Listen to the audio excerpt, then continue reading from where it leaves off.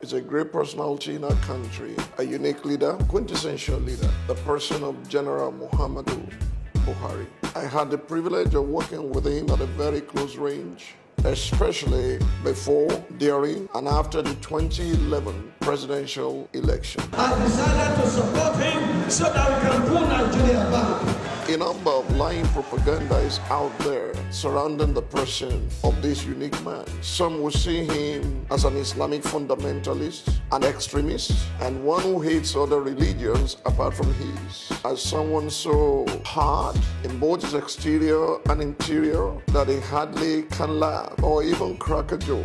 I want to tell you, with all the fear of God on the inside of me, that I found none of this to be true. I wish the person of General Buhari will be better understood by Nigerians. So we were in Kaduna before the election, before I even accepted at all to find his reasons. His reason blew our mind. He was looking for a person of absolute integrity that he could work with, that would not put his hand in the till. He was looking for someone who totally believes in one Nigeria, not one side of the country. He was looking for a younger man who he could think, hey, if this man has to step in, then my back is covered. The events that unfolded thereafter persuaded me beyond any outer of doubt that some people fabricated all these lies because they fear that if he could win an election, they will have to flee the country. In 2003, General Buhari chose for a running mate a very, very devout Catholic. In 2007, he chose another strong Catholic.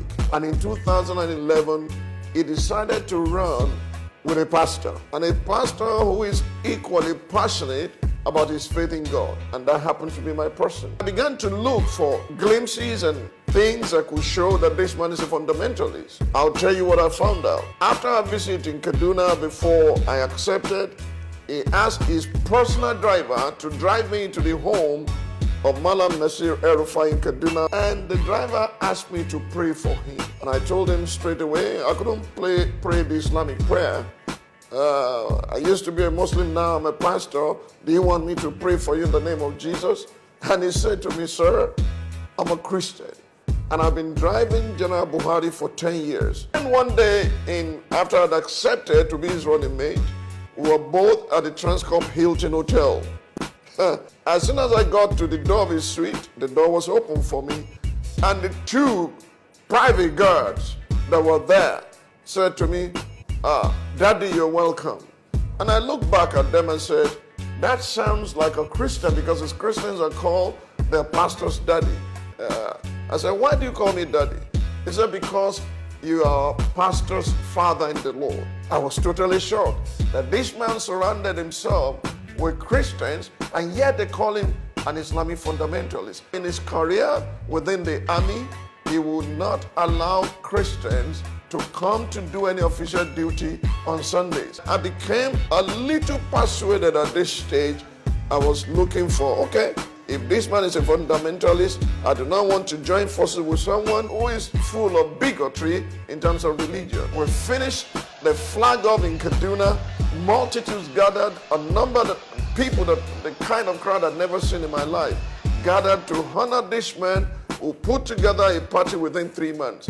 And we were so stressed that day, we got into his living room, he was about to go and change, and he staggered, and he said, Jesus Christ of Nazareth. I said, what? General, I thought it was a swear word.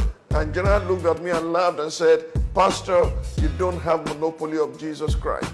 That's my experience, and I call God to witness it because it happened so. His first meeting with the leaders of the party at the Board of Trustees, he said, today I'm stepping down as the chairman of the campaign organization. Pastor Bakari will be the chairman from today, and he will be a signatory to the account because I want him to see everything that is going on. A man he had just met a few months, but he had heard so much about me and he had studied, he could entrust so much into my hand. Patriot, a genuine statesman who should be in retirement enjoying his children and grandchildren, but whose passion for Nigeria will not let him rest. He doesn't laugh, he doesn't joke. You do not want to hang around General for too long. His sense of humor will kill you. He has such a sense of humor. I visited him one day in London while he was recuperating and resting after all the rigors of the campaign. And he said to me, Pastor Bakare, we have 3 things in common. And I said, 3 things? He said, yes. I said, what are the 3 things? He said, number 1, you are the last child of your father, so am I.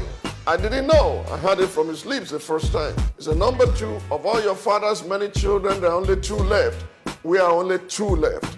And then he said, but I beat you in the 3rd one. Your father had 22 children. My father had 23 children.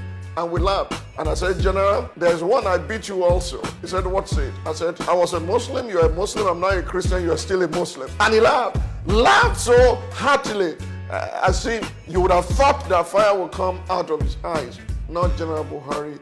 May those who believe in lies desist in it, so that together men of goodwill can put hands together to build a nation that we all can be proud of. I pray that we'll have the opportunity to contribute this quota in this season, so that Nigeria of our dream can come into manifestation in our lifetime.